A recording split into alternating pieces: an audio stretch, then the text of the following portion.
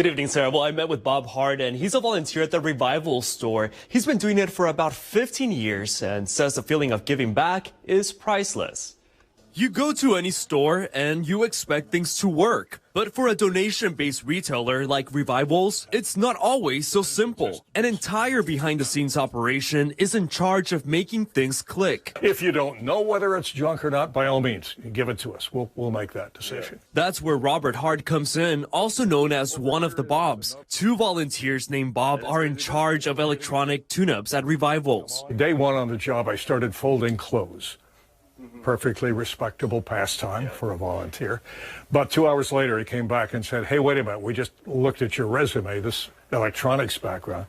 We have a problem. People donate electronics to us, VCRs, DVD players, TV sets. We don't know if they're any good or not. Before he donated his time, Bob was a news correspondent for ABC News Radio, and he understands the mechanics of these machines. He says finally, after a gratifying career, it was time to put some work back into his community. Revival Store and its parent Desert Edge Project really appreciate what we are doing, what you are doing.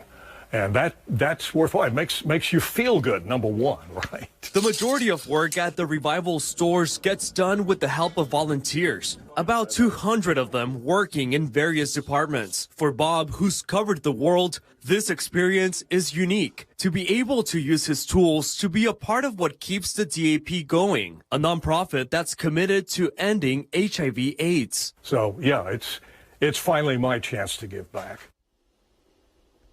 Yeah, and those sales from Revivals do add up. About $1.2 million went towards the Desert AIDS Project last year, and they are gladly accepting volunteers. I'm Max Rodriguez.